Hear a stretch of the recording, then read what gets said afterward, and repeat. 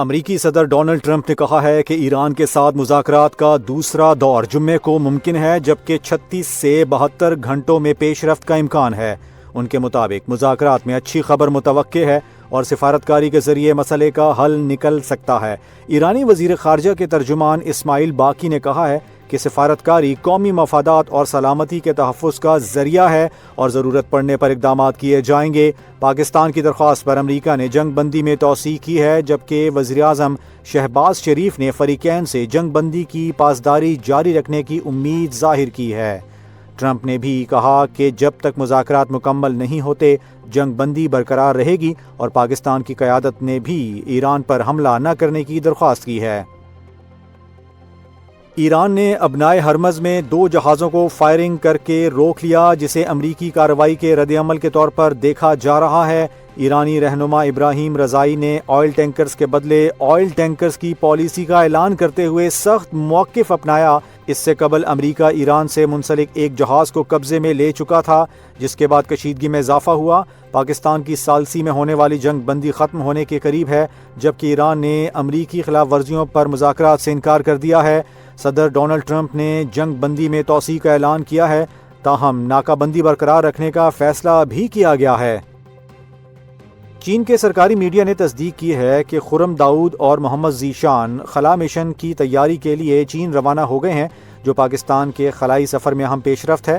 پاکستان پہلی بار China space station mission میں شرکت کرے گا، جو 2026 کے آخر میں متوقع ہے۔ اس مشن میں ایک پاکستانی خلاباز بطور پے لوڈ ایکسپرٹ سائنسی تجربات انجام دے گا۔ ان تجربات میں میٹیریل سائنس، بائیو سائنس اور ٹیکنالوجی جیسے اہم شعبے شامل ہوں گے۔ ماہرین کے مطابق ان تحقیقات سے ماحولیاتی تبدیلی، غذائی تحفظ اور صنعتی ترقی میں مدد ملے گی۔ وزیراعظم شہباز شریف نے اس پیش رفت کو پاک چین دوستی کی مضبوط مثال قرار دیا ہے۔ پاکستان سپر لیگ سیزن 11 میں پشاور زلمی نے کراچی کنگز کو 7 وکٹوں سے شکست دے دی۔ قذافی اسٹیڈیم لاہور میں کھیلے گئے میچ میں کراچی کنگز نے پہلے بیٹنگ کرتے ہوئے 182 رنز بنائے۔ جیسن رائے نے 85 رنز کی شاندار اننگز کھیلی، جبکہ پشاور زلمی کی جانب سے علی رضا نے 4 وکٹیں حاصل کیں۔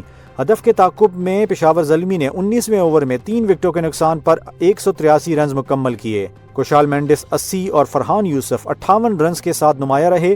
اس فتح کے ساتھ پشاور زلمی نے اہم میچ اپنے نام کیا۔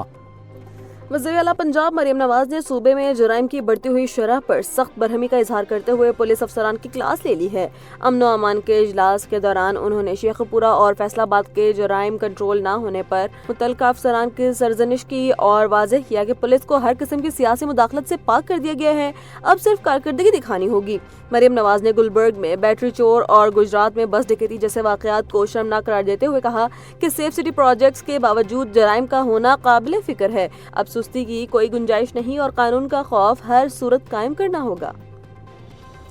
ایران کے صدر مسعود پزشکیان نے فارسی ادب کے عظیم شاعر شیخ سعدی شیرازی کے یوم وفات کی مناسبت سے انہیں شاندار خراج عقیدت پیش کیا ہے۔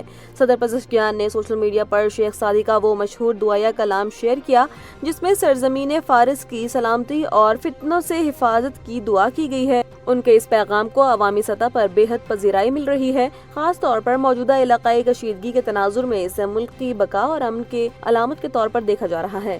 شیخ سعدی کا کلام اپنی اخلاقی اور حکیمانہ خصوصیات کی بنا پر صدیوں سے عالمی سطح پر مقبول ہے۔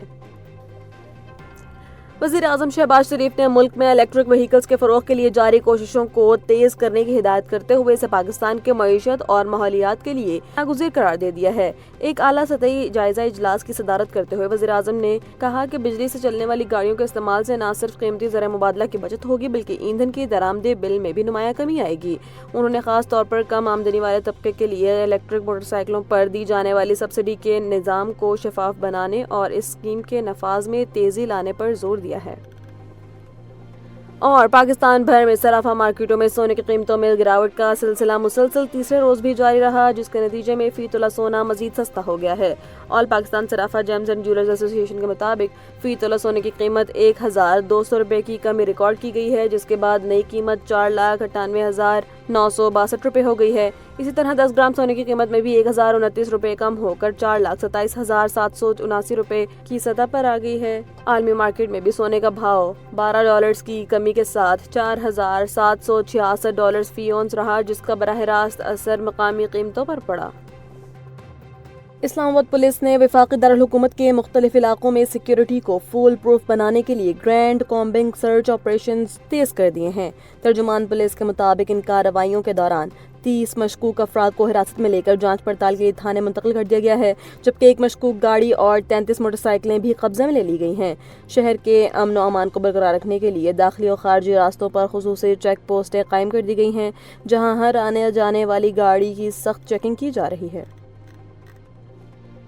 वफाकी वज़ीर इत्तलात अताउल्लाह तारर ने भारतीय रेशा दवानियों को बेनकाब करते हुए कहा है कि मकबूजा कश्मीर एक मुस्लिमा बैनुल अक़वामी मसला है, जिसे भारत अपना दाखिली मामला करार देकर दुनिया को गुमराह नहीं कर सकता। पहलगाम फॉल्स फ्लैग ऑपरेशन के 1 साल मुकम्मल होने पर प्रेस कॉन्फ्रेंस करते हुए उन्होंने इंकशाफ किया है कि इस वाक़े की FIR महज 10 मिनट में दर्ज होना साबित करता है कि इसका मतन पहले से तैयार था। वफाकी वज़ीर ने मज़ीद कहा कि कनाडा और दीगर ममालिक में सिख रहनुमाओं के कत्ल और पाकिस्तान में दहशतगर्दी के वाक़यात में भारतीय खुफिया एजेंसी रॉ के मुलव्वस होने के नाकाबिले तरदीद शवाहिद मौजूद हैं और भारत को दहशतगर्दी की इस पॉलिसी में भी ऑपरेशन बुनियादुल मरसूस की तरह जिल्लत आमेज नाकामी का सामना करना पड़ सकता है। चीन ने ईरान और अमेरिका के दरमियान जंगबंदी में तोसी को एक अहम सफारती पेशरफ्त करार देते हुए फरीकैन पर जोर दिया कि वो जारहियत के दोबारा आगाज को रोकने के लिए हर मुमकिन कोशिश करें। तर्जुमान चीनी वजारत खारजा ने इलाकाई सूरत हाल को नाजुक करार देते हुए कहा है कि बीजिंग तनाज़ात के सफारती हल का हामी है और इस वक्त सबसे बड़ी तरजीह खित्ते को दोबारा जंग की तरफ ले जाने से बचाना है। वाज़ेह रहे कि सदर ट्रंप ने अमन मुज़ाकरात के लिए जंग बंदी में गैर मुअय्यना मुद्दत के लिए तोसी कर दी है, जिसे ईरान ने एक तरफा फैसला करार देते हुए अमेरिकी शराइत तस्लीम करने से इनकार कर दिया है, जिससे मुआहदे के मुस्तकिल मुस्तकबिल पर ताहाल बेयकीनी के साए मंडला रहे हैं। ईरान के साथ हालिया जंगी सूरत हाल ने अमरीकी अस्करी ताकत और असलहा के ज़खायर पर गहरे असरात मुरतब किए हैं, जहां एक ताज़ा रिपोर्ट के मुताबिक अमरीका ने अपने अहम मिसाइल ज़खायर का एक बड़ा हिस्सा इस्तेमाल कर लिया है। सेंटर फॉर स्ट्रेटेजिक स्टडीज़ की रिपोर्ट में इंकशाफ किया गया है कि तकरीबन 45% प्रिसीजन स्ट्राइक मिसाइल, 50% पेट्रियट और थॉर्ड दिफाई मिसाइल, जबकि 30% टोमाहाक मिसाइल फायर किए जा चुके हैं। अगरचे मौजूदा जखीरा ईरान के खिलाफ कार्रवाइयां जारी रखने के लिए काफी हैं, ताहम माहिरीन ने मुतनबा किया है कि चीन जैसे बड़े हरीफ के साथ मुमकिन जंग की सूरत में अमेरिका को हथियारों की शदीद किल्लत का सामना करना पड़ सकता है, जिसके पेश नज़र दिफाई बजट में तारीखी इजाफे की तजवीज़ की गई है।